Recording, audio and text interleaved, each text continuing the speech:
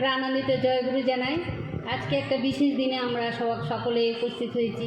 খুবই ভালো লাগছে, আনন্দ লাগছে। আজকে 9 জানুয়ারি বনভোজন উৎসব, তৎসহ আমাদের এই বাৎসরিক উৎসব আমরা পালিত করছি।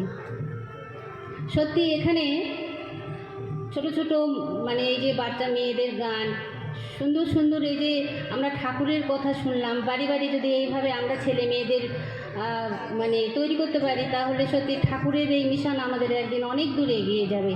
ঠাকুরকে মাথায় নিয়ে আমরা যে মানে চলার চেষ্টা করছি, মানে এক জন্মে কিন্তু সব কিছু পাওয়া যাবে না।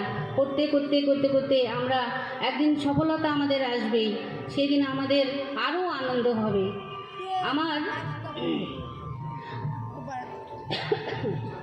আমরা কিন্তু প্রত্যেকটা মানুষের মধ্যে ভালো মন্দ দিকগুলো তো রয়েছে। তো আমরা যখন মন্দিরে আসি তখন কিন্তু আমাদের একটা ভাবের সৃষ্টি হয়।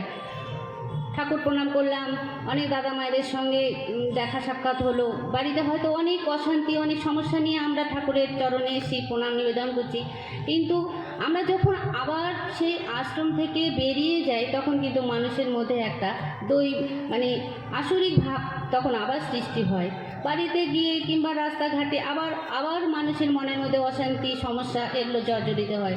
আমরা যে প্রতিনিয়ত যদি আশ্রমে আসি, প্রতিনিয়ত যদি আমরা এই সংঘের সঙ্গে যুক্ত হয়ে আনন্দ করতে পারি, এই যে গান কীর্তন করতে পারি, তাহলেই কিন্তু আমাদের মনের অনেক ক্লান্তি, অনেক কষ্ট, অনেক সমস্যা দূরীভূত হয়। কিন্তু আমরা সেটা করি না। আমরা হয়তো ওই বছরে একবার দুবার মন্দিরে আসলাম, তা কিন্তু হবে না। আমরা যদি প্রতিনিয়ত বাড়িতে যতই সমস্যা থাক, যতই অসুবিধা থাক, আমরা যদি আসতে পারি, আর আমাদের মনের মধ্যে আমরা যে মানে ভেতরে যে আসরিক ক্ষমতা আছে না, আমরা নিজেরাই কিন্তু সেটা দূর করতে পারি। এক গল্পে পড়লাম যে আমাদের অরবিন্দ ঘোষ, আমরা ঋষি অরবিন্দ বলে আমরা হয়তো জানি, কিন্তু ঋষি অরবিন্দ হলেন কবে থেকে? সে এক সময় এই পরাধীন ভারতবর্ষকে স্বাধীন করার জন্য অস্ত্র হাতে হয়তো অনেক কিছু করেছেন, তো সেই জন্য তখনকার দিনে তাকে জেলে বন্দি করা হয়। তো সেবার জেলে বন্দি থেকে তার তো অনেক সমস্যা, কষ্ট, অনেক একা থাকতে হয়, কষ্ট হয়, কত অত্যাচার, কত কি কষ্ট দেয়।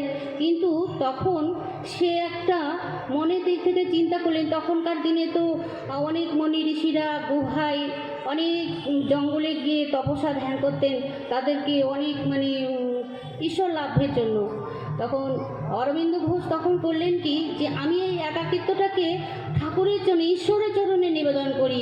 আমিও তো একটা মনে করব যে এখানে একটা গুহার মধ্যে, নির্জনের মধ্যে আমি বসে আমি যদি ঈশ্বর সাধনা করি, তাহলে কিন্তু আমি আস্তে আস্তে আমার ভালো হব, ভালো লাগবে। আমার একাকিত্বটাকে আমাকে এই পথটাই আমার বেছে নিতে হবে। তখন সে ওই জেলখানায় বসে কিন্তু তপস্যা শুরু করলেন। তারপরে দেখা গেল সেই অরবিন্দ ঘোষ থেকে ঋষি অরবিন্দতে পরিণত হলেন। তাহলে আমরাও আমাদের যতই দুঃখ আসুক, কষ্ট আসুক, আমি যদি আমার সর্বস্ব আমি যদি ঠাকুরের চরণে নিবেদন করি, ঈশ্বরের চরণে নিবেদন করি, তাহলেই কিন্তু আমরা শান্তি পাবো, আমরা উন্নতির পথে এগিয়ে যাব। এই বলে সকল ভক্তিমতী মায়েদের, দাদাদের আমার আনন্দ জয়গুরু জানাই। সকলে ভালো থাকবেন।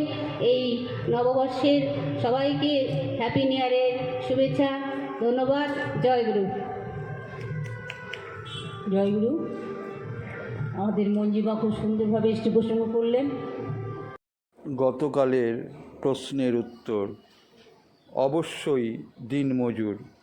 এখানে দিনমজুর ছাড়া বাকি সব চরিত্রই কাল্পনিক।